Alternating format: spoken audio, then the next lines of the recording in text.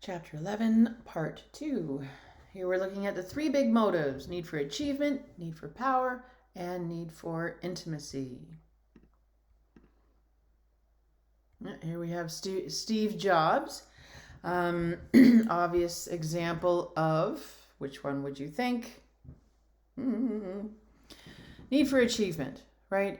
So people who are in high need for achievement, like Steve Jobs, just always striving to do things better, always just loves the pursuit of goals and getting things done. We're going to get into more detail about that. But anyways, he's an example of somebody who's high in achievement motivation. McClellan is the name that we have associated with the three needs. So here we have them here.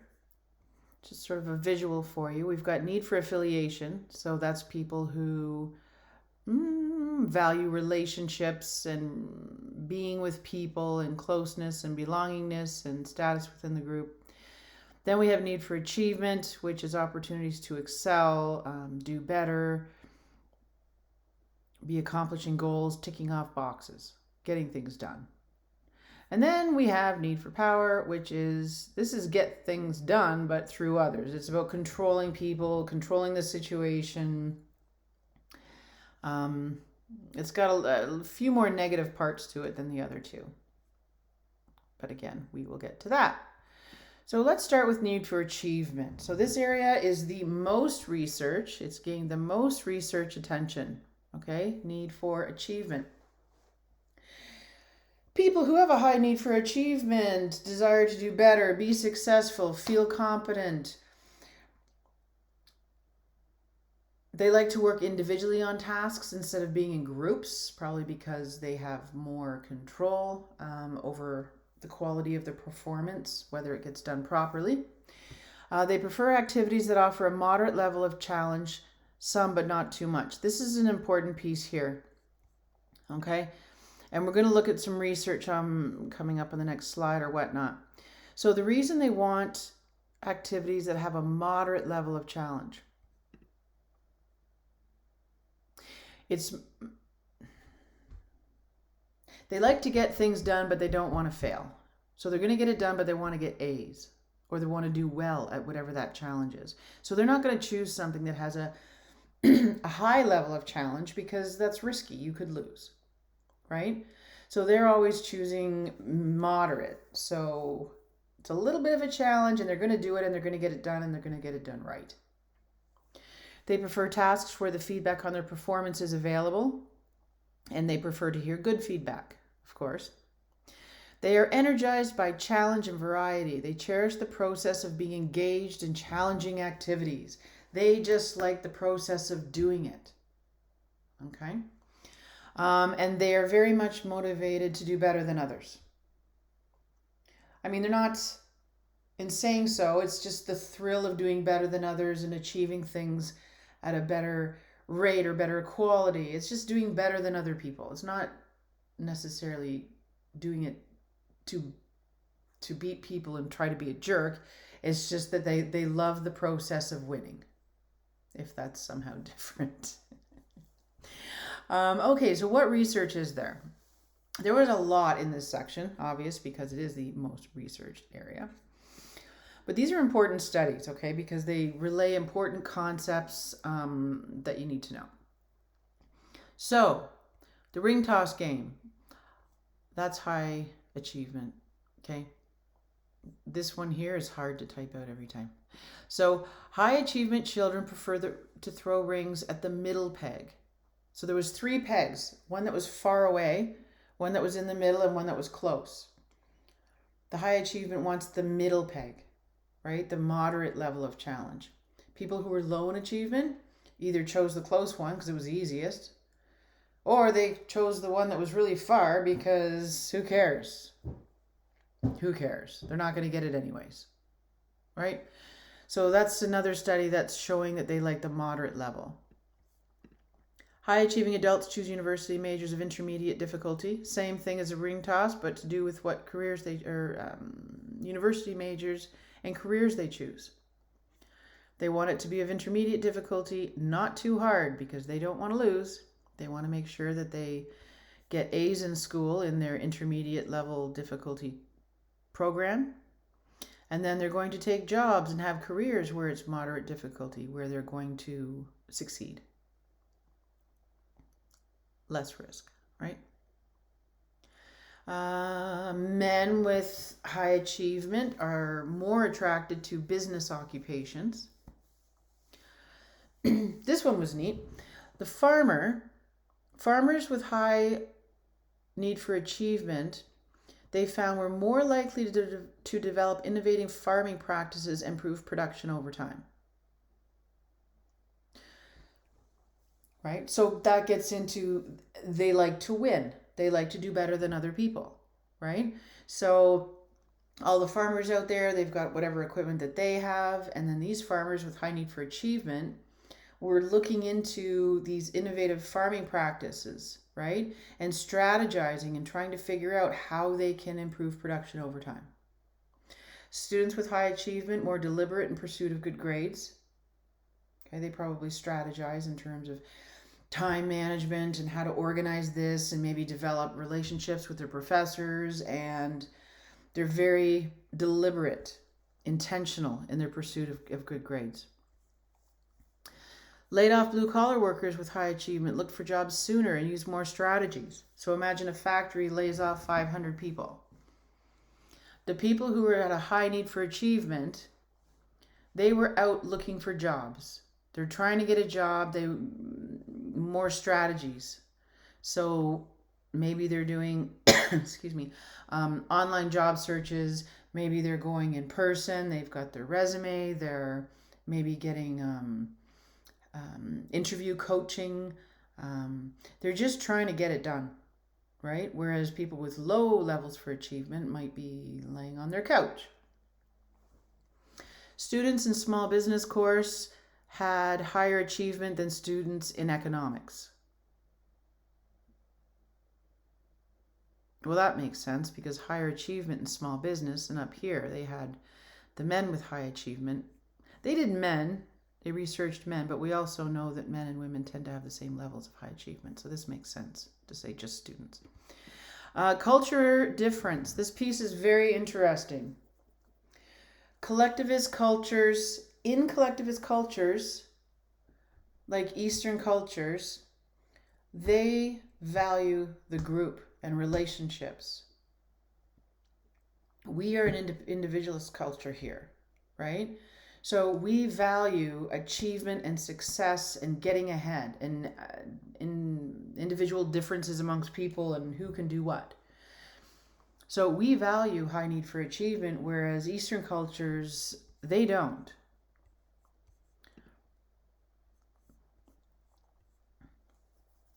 So this study here, the effects of Canadian acculturation on an intrinsic and extrinsic motivation achievement. So we know that, I'm trusting you know, intrinsic motivation means that you do something because you love it. You're not doing it because you get a reward or anything external, okay? You do it because you absolutely love it. Like the gymnast at the beginning of this video, right? That was beginning of part 1. Extrinsic is when you're doing it for a reward. So what they did was they were looking at academic achievement. They had 3 groups of Indian immigrants, Indian people, and then so 355 high schoolers that came over to North America and went to high school here. And then their control group was students that stayed in India and went to high school there. This is of interest because of the difference in culture. So this is what they're getting at. Collectivist versus individualistic. So they measured intrinsic motivation and extrinsic motivation using the academic motivation scale. They said they had the same group of students in India, and both groups they controlled for the same number of males and females. And what they found was the Canadian group, the kids from India that came over here and went to high school, at the end of, and they didn't exactly say a time, at the end of, say, a year or 2 years or whatever it was, they had greater level of intrinsic motivation, academic intrinsic motivation, than the group that was in India. Now, they all came from India, so the people that the group that came over here changed. They had an increase in intrinsic motivation. The Indian group remained higher at extrinsic. So the explanation for this is, in Canadian culture, we are less socially dependent than in Indian culture. So when they're over here, academic achievement higher in Canadian Indian group. That's a little redundant. So the kids, they're over here, and we value individual achievement and what you put into things and what it becomes about you, not just the group, right? So what they're saying here is that cultural context may play a meaningful role in shaping how people are motivated to achieve success. So it's not just going to be your internal motivation, but it's also going to be the culture in which you're living. Sex differences in need for achievement. Most of the research was on males, 1950s and 60s. They didn't start looking at women until the 70s or the 80s. That's with a lot of things. They start out looking at males. Women probably were assumed to not have a need for achievement because they didn't work. They were at home looking after the kids. So why look at achievement in women? So anyways, eventually they did. So now they do it with men and women, and they found male, female, same in preference for moderate challenge, responsibility for outcomes and tasks with feedback. They're very similar in their need for achievement. There are differences. Excuse my grammar. Predicted life outcomes and childhood experiences. So for male, research focus on need for achievement. It's just about their life outcomes, right? That's what they do. But when you're looking at women's need for achievement, there's some differences here, okay? Women, for predicted life outcomes, we have different achievement trajectories. Like when you're an adolescent, 16, 17, 18, 19, whatnot, you're looking ahead at your future. What do you value more at this time? Do you value work more or do you value family more? So women who value family more, their high need for achievement is related to achieving grades and doing well in school and going to university and everything that's about being competent and developing your skills and being at the top of your class and getting a good job. It's all of those things. Whereas for women who are focused on family, they can have high need for achievement as well. But their high need for achievement is seen in their investment in dating and courtship and physical emphasis on physical appearance and talking about boys. So their achievement is all about relationships and finding a partner and making that family.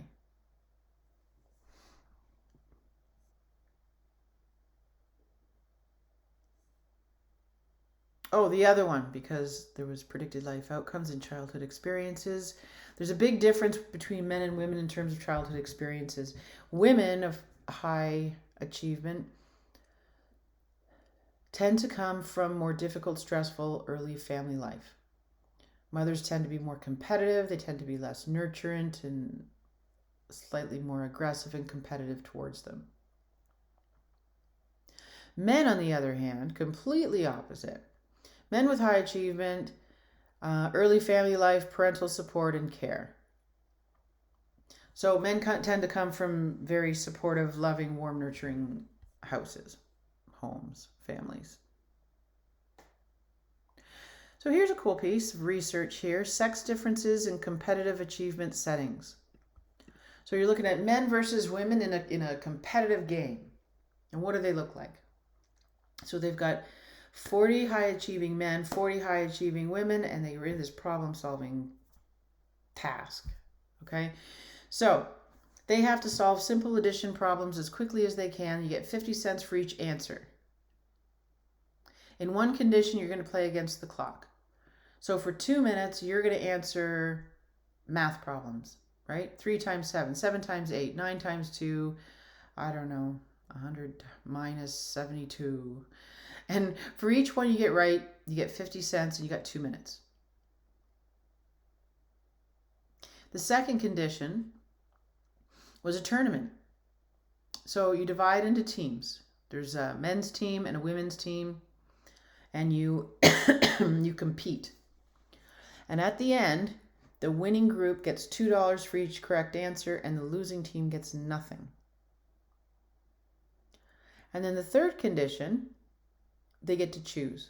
What do you want to do? Do you want to play against the clock, where you get a guaranteed 50 cents per correct answer? You're gonna walk out of there with money. Or do you want to be in this tournament where you could possibly get $2 for each correct answer, or if you lose, you get nothing? And the results show that 35% of women chose the tournament and 75% of men chose the tournament. So in this case, men chose the competition and beating the other people, and the other people get nothing, hopefully. They're going to risk it all to be the winners. The conclusion from this was women less likely to engage in direct competition with others. They may be more selective in how they express their achievement strivings. So it doesn't mean that women are less competitive. It's just maybe they don't want to win when the other people get nothing, right? So they chose the time one. So maybe they're going to be super competitive at 50 cents per correct answer.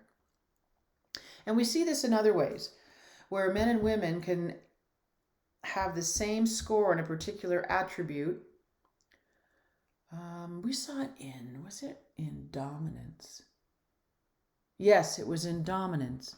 Equally dominant, but their expression is different. How they express that dominance is different. So this is another one then, right? Differences in how they express high need for achievement. They talk about here promoting achievement motivation in kids, right? So a couple of themes here. One is all about promoting autonomy, teaching kids to be independent. So teaching them to feed themselves early, teaching them the toilet training, teaching them to brush their own teeth. The idea is that they have more and more experiences where they master something, develop the skill, and they're successful at it, right? That is going to increase their achievement motivation. Another piece that had to do with it was this secure attachment styles. So if you remember, infants with secure attachment styles, remember there was them versus the ones that were insecure.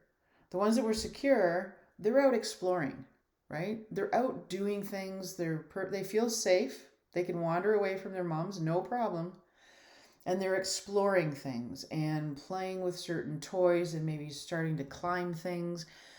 They have more experiences with the environment. They're learning new skills and they're having more successful, hopefully, experiences. They tend to have higher need for achievement.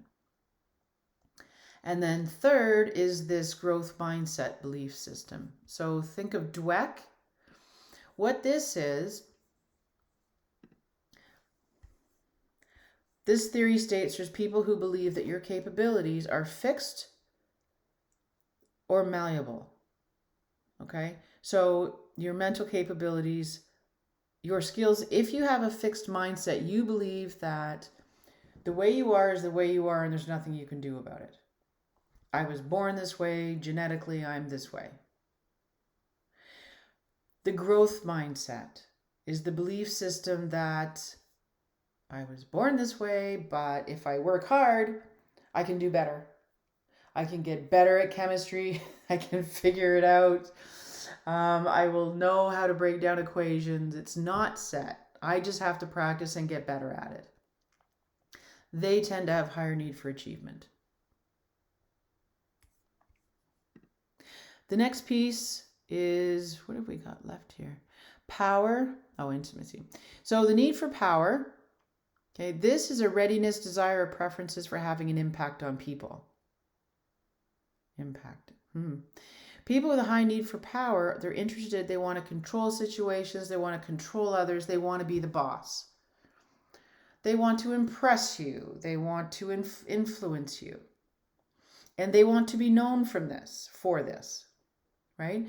So while they're leading the group and bossing people around, they want reactions from others. They love seeing others look at them with admiration or fear or astonishment. Whatever it is, doesn't matter. They're looking at you with wow of some degree on their face. And this part's very cool. Research. People with a high need for power correlated with faster facial recognition. Faster recognition of facial expressions of the emotions of others. Okay? And the reason for that, I mean, it makes sense. They are reading their impact on you by your face. Right? So if they can see that you are in awe of them or admire them or astonished, or maybe you've got this look of anger on your face, and they need to know that too, because they're going to need to put you in your place, right? So their way of gauging the group is by reading these facial expressions, and they're better at it. They have been found to be better at it. Conclusion. High need for power people can gauge the strength of others' dominance by reading emotions displayed by others. Yes. Research. High need for power correlates with risk-taking. There's a lot of studies on there. I just boiled it down. High need for power correlates with risk-taking, being argumentative, being assertive, having prestigious possessions. Like, they need to show these things off, right? So they're going to have a nice car. They're going to have brand named things. Whatever it takes to demonstrate, to show their power, to show it off. They're also, and this is where it turns, well, not the only place it turns negative, but they're more likely to abuse their partners. Okay, so this is where we get into a difference between men and women. It's the behavior.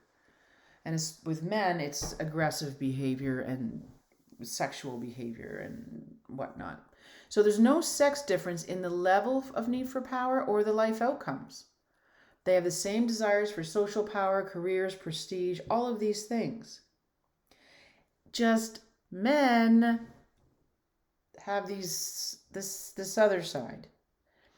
They're more likely to, high need for power men, they're more likely to abuse their partners.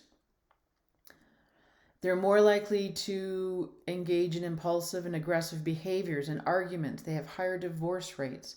They report unsatisfying relationships, sexual exploitation of women, frequent sex partners. Like, they just, impulsive, aggressive behaviors overall. Okay? It does get into a little bit about impulsive behaviors are less likely to occur if a person has responsibility training. So they have a little blurb about responsibility training and how they can try to, turn these high power, aggressive men around. I'm not too concerned about that. But anyways, that piece is there. People with a high need for power do not deal well with frustration and conflict. This is another part. Because they're aggressive and impulsive, and they have, they show strong stress responses, like high blood pressure. Okay, so this is how your need for power is affecting you and affecting their health. High blood pressure. Oh, research on high one. So university students, they did a test, and university students that have a high need for power, their immune function less efficient. So they tended to get sick more often. right? Their bodies are so busy being, frustrated and angry and impulsive and whatnot. It takes a toll on your immune system. So they tended to get sick more often. They found the same thing with male prisoners. And they actually tested their blood and found they had high need for power male prisoners, lowest level of immune antibodies in their blood. They also found, in other studies, they talk about high blood pressure. Again, hypertension and muscle tension. So there are physical consequences for this need for power, which we didn't talk about in need for achievement so much, right? Finally, need for intimacy. This is the last one. Recurrent preference for or readiness for warm, close communicative interactions with others. Okay? They spend more time during the day thinking about relationships. They like to be with people. They have pleasant emotions when they're with people. They're smiling, they're laughing, they've got more contact, they're having conversations. They're described by friends as loving and sincere, right? Yeah, so basically they love being around people and they love belonging and having relationships. They want to clarify this piece here. They are not like extroverts. High need for achievement, intimacy people, have a very few good friends. They like meaningful conversations, okay? As opposed to extroverts. Extroverts would be the ones having being at parties, talking to everybody. They love being around lots of people, having lots of conversations and friends and whatnot. People who have a high need for intimacy prefer one-to-one interactions or very small group, close, connecting, sincere relationships. Some evidence to suggest that high need for intimacy people make better leaders. Part of the reason for that is that the followers perceive them as caring more for their needs, right? So if you've got a leader who is high for intimacy and high for dominance, dominance is good, right? But they have this need for this intimacy piece, which enables them to empathize with the people in their group and actually care about their needs, probably listen to their needs and try to make sure everybody's taken care of. One consistent sex difference in the research, women have higher need for intimacy than men. Okay?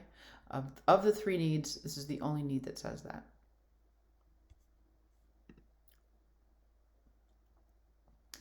Finally, research on need for intimacy. There's a study they talked about where they measured a bunch of males that went to university, right? So they measured them in terms of their need for intimacy, and then I don't know what it was, at the age of 30, like 10 years later or whatnot, they followed them along and saw, what do their lives look like? What do men who have a high need for intimacy in university, what do their lives look like in 10 years? And what they found was it was related to overall adjustment. They had satisfying jobs, they had a satisfying family life, they coped well with things in their life, they were free from alcohol problems.